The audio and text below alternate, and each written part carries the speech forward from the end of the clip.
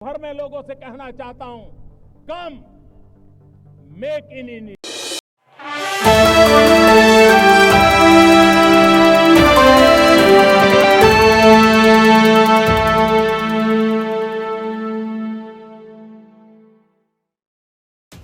बांग्लादेश की अंतरिम सरकार ने पूर्व पीएम शेख हसीना के प्रत्यर्पण की भारत सरकार से मांग की है। इसे लेकर बांग्लादेश में भारत के उच्चायुक्त रहे महेश सचदेवा ने बताया कि बांग्लादेश सरकार की अपील के बावजूद शेख हसीना का प्रत्यर्पण रुक सकता है और इसके लिए बांग्लादेश की पूर्व पीएम को सिर्फ अदालत में अपील करनी होगी। महेश सचदेवा ने कहा कि जिस तरह से कई यूरोपीय देशों से विभिन्न शर्तों के आधार पर भारत के प्रत्यर्पण अनुरोध को खारिज किया है, उसी तरह अगर शेख हसीना अदालत का रुख करती हैं तो भारत की विभिन्न कारणों का हवाला देकर प्रत्यर्पण से इनकार कर सकता है।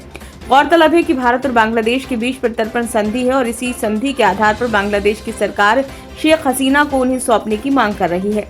महेश सचदेवा ने कहा कि भारत और बांग्लादेश के बीच प्रत्यर्पण संधि में कई शर्तें हैं जो राजनीतिक मुद्दों के मामले में प्रत्यर्पण को खारिज करती हैं, इसलिए ये शर्तें मौजूद हैं और इन शर्तों का इस्तेमाल किया जा सकता है।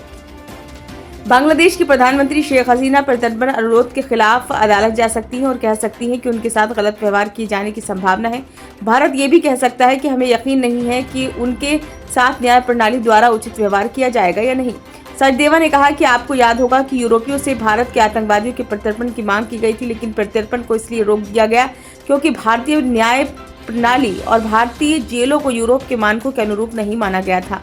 भगोड़े उद्योगपति विजय माल्या ने भी अपने प्रत्यर्पण के खिलाफ भी इन तर्कों का भी इस्तेमाल किया है। भारत और बांग्लादेश के बीच प्रत्यर्पण संधि पर 2013 में हस्ताक्षर किए गए थे और 2016 में इसमें संशोधन किया गया था। इस प्रत्यर्पण संधि का उद्देश्य दोनों देशों की साझा सीमाओं पर उग्रवाद और आतंकवाद के मुद्दे से निपटना था। हालांकि भारत और बांग्लादेश के बीच प्रत्यर्पण संधि में प्रत्यर्पण से इनकार की शर्त भी है, जिसके अनुसार अगर अपराध राजनीतिक प्रकृति का है तो प्रत्यर्पण से इनकार नहीं किया जा सकता। बांग्लादेश की अंतरिम सरकार की तरफ से शेख हसीना के प्रत्यर्पण की मांग फिर से की गई है। बांग्लादेश की तरफ से भारत को एक नोट भेजा गया है जिसमें कहा गया है कि न्याय का सामना करने के लिए उन्हें बांग्लादेश में भेजा जाना चाहिए। हालांकि इस नोट में ये नहीं बताया गया है कि क्या आरोप है। महेश सचदेवा ने यह भी कहा कि शेख हसीना के भारत में रहने से द्विपक्षीय संबंधों पर असर पड़ेगा और बांग्लादेश में भारत विरोधी भावना मजबूत हो सकती है। ब्यूरो रिपोर्ट, नई दिल्ली।